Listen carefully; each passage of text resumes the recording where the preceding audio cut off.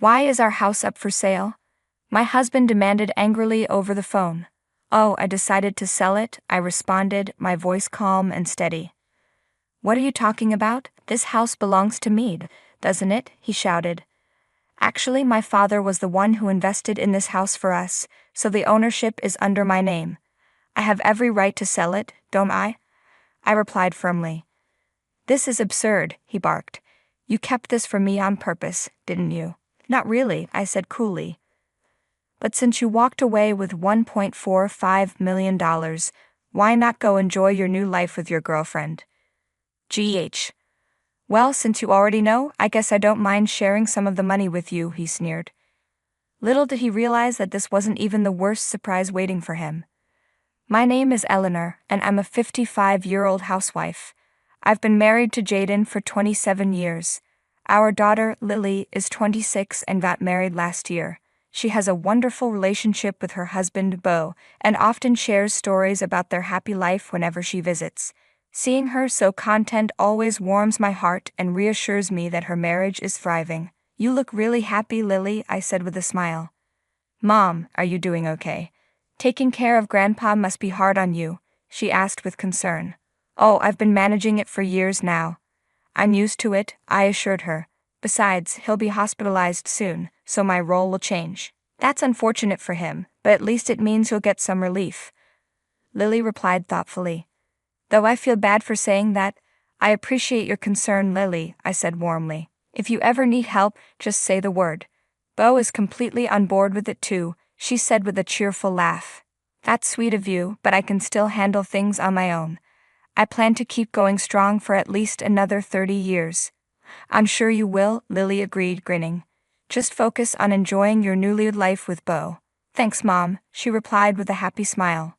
I truly cherish these visits from my daughter, but the truth is, caring for my father-in-law every day has been incredibly exhausting. 5 years ago, my husband's parents moved in with us. They had wanted to do so much earlier, but I insisted that we wait until Lily had finished university and was living on her own. I wanted her to focus on her studies without any distractions. My husband complained, but my priority was always my daughter's well-being. The adjustment was challenging. A year after moving in, my mother-in-law developed severe leg and back problems, requiring constant care. I had to quit my part-time job, which I had taken to help pay for Lily's tuition and save for retirement. Instead, I became a full-time caregiver and housewife. Luckily, my in-laws never treated me poorly, but the emotional and physical toll was immense. Then, my father-in-law fell ill as well. Eventually, my mother-in-law passed away, leaving me with the sole responsibility of caring for my father-in-law. Jaden, meanwhile, took no part in any of it. You're a housewife, he would say dismissively. Taking care of them is your job. Don't complain. That was it. He saw no need to help. He believed that earning a paycheck absolved him of any household responsibilities. Ideally, he should have been the one caring for his own parents, but any attempts to reason with him would just lead to fights. So, I endured it. Over time, I adapted to my caregiving role. When my mother-in-law passed, my workload lightened somewhat, and now, with my father-in-law about to be hospitalized, my duties would soon come to an end.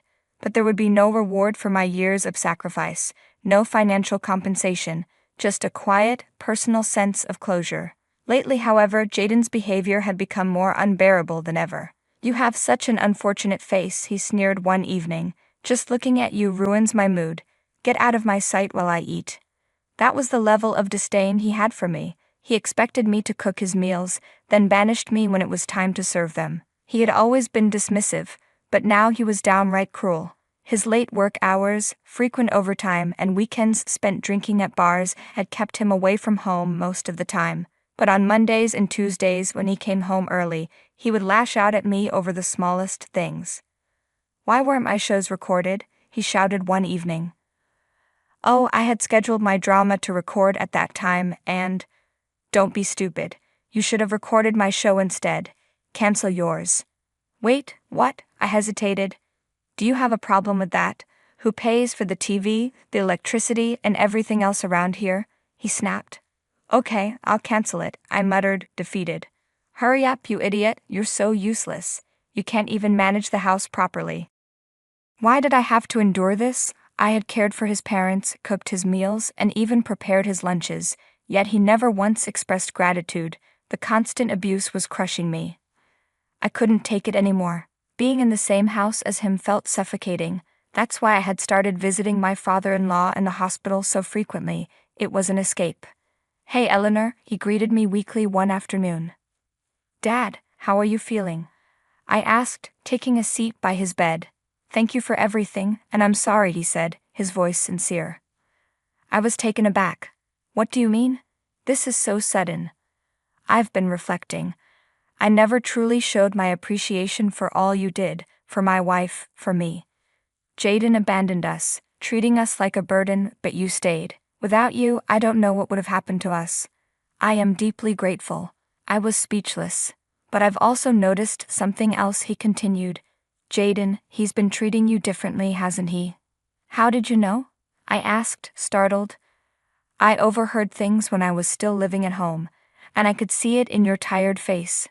That was when it all clicked. Jaden's cruelty, his coldness, his dismissive attitude, he wanted out. He was pushing me to break first, to be the one to ask for a divorce. But if he thought I was going to make it easy for him, he was sorely mistaken. I resolved to stand firm and take control of my own fate. From that moment, I began preparing for what lay ahead. Months passed, and my father-in-law's health deteriorated until he eventually passed away. Since I visited him daily, I was by his side in his final moments. Even then, he expressed his gratitude toward me, making all my efforts feel worthwhile.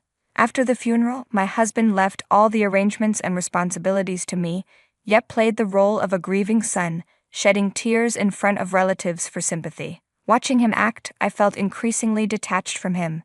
He had always taken advantage of my efforts, enjoying the rewards while I did the hard work.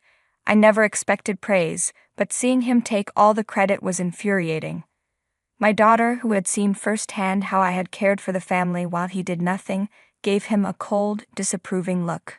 Once the funeral concluded, my daughter, her husband, and I were at home when my husband suddenly announced he was going out. "What? That's odd. Where could you possibly be going right after your father's funeral?" My daughter asked, frowning. "He's probably off to see another woman," I said calmly. My daughter and her husband were stunned. "What? Another woman? Is Dad cheating?" she asked, eyes wide in shock. I presented the evidence I had gathered from a private investigator. "Ew, that's disgusting. Why would he do this?" Lily asked in disgust. "He assumed he was inheriting a huge sum of money, so he started flaunting it at nightclubs and tried to impress a woman there," I explained. "He thought he was getting a fortune," she repeated in disbelief. "Yes. Your grandfather mentioned the inheritance to him but conveniently left out the debts attached to it," I said. "Wow, Dad's a fool," my daughter sighed. "He truly is, but I won't be burdened by his debt. I'm leaving him before it catches up to me," I declared. "That's the best decision, Mom. I'll cut ties with him too. I hope your divorce goes smoothly. If you need anything, we're here for you," she assured me. "Thank you, Lily," I said, comforted by her support. A little while later, after settling my father-in-law's affairs and finalizing funeral matters, my husband suddenly approached me. "I have something to say," he announced. "What is it?" I asked, wary. "I'm finally free from you," he declared smugly. "What do you mean?" I questioned, though I already knew. "I'm divorcing you. I'm about to inherit $1,450,000, so I don't need you anymore," he said arrogantly. "Inheritance money?" I repeated, pretending to be surprised. He grinned smugly, confident in his supposed victory. "You've been a useless wife. As you've aged, I don't even see you as a woman anymore. I'm leaving you behind to enjoy my freedom," Jaden sneered. How much had I sacrificed for this man? He never acknowledged my efforts, only sought to discard me like an unwanted possession. I had expected this, but hearing it aloud still made my blood boil. "Fine. Here are the divorce papers," I said, retrieving the documents from the drawer and handing them over. "What? You had them ready? How?" my husband stammered. "You've been treating me terribly. If you push someone to their limits, of course, they'll consider divorce," I stated firmly. "Humph. Well, that's just fine," he scoffed. Without hesitation, he filled out the papers, eager to be rid of me. "Here you go. We're done. File this quickly, Pack up and leave. I'll stay in a hotel until you're gone. After all, I have $1,450,000 coming in," he laughed smugly. Packing a small bag, he left, likely rushing to his mistress. He wanted a swift divorce before anyone could question his affair. I wasted no time.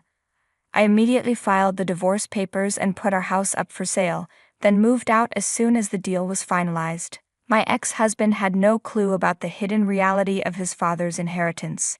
When I informed him I had completely moved out, he laughed. "Took you long enough?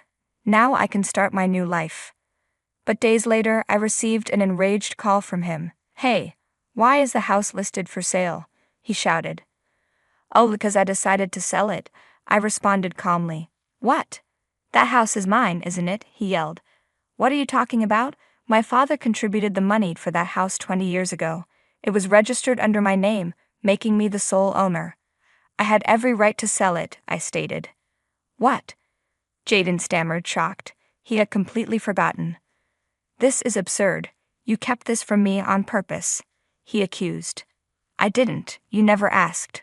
But since you got $1,450,000, why not enjoy life with your new girlfriend?" I replied. "What?" he exclaimed. "Oh, do you think I didn't know? I had your affair investigated. My lawyer will be contacting you regarding compensation," I informed him. He muttered, caught off guard. "Well, it doesn't matter. I don't mind paying you a small sum," he scoffed. "Good. My lawyer will handle the rest," I said before hanging up. Soon after, my lawyer confirmed the settlement. My ex-husband had been furious over the compensation because he had finally learned the truth about his father's estate. Yes, his father had assets worth $1,450,000, but the debts exceeded that. What he actually inherited was a debt of around $85,000. Adding the $20,000 he owed me in compensation, he was left drowning in about $105,000 of debt. Instead of a windfall, he was now financially ruined. Unable to pay, he even begged my lawyer for leniency, but I refused. My lawyer told him, "You're welcome to take this to court." In the end, he begrudgingly accepted the terms. Meanwhile, his mistress, realizing he had no money, abandoned him, even repaying the compensation before disappearing. Desperate, he reached out to our daughter, but she had already blocked him and cut ties. Now he lives alone in a rundown apartment, barely scraping by, burdened with debt. He got exactly what he deserved. As for me, I stayed with my daughter and her husband for a while before using the proceeds from the house sale to buy an apartment nearby. We often enjoy meals together and spend quality time as a family. Since I'm still in good health, I took a job at a local supermarket. I've decided to embrace life fully, first by securing my financial independence, and then by traveling as much as I can. Thanks for watching. See you in the next video. Stay tuned.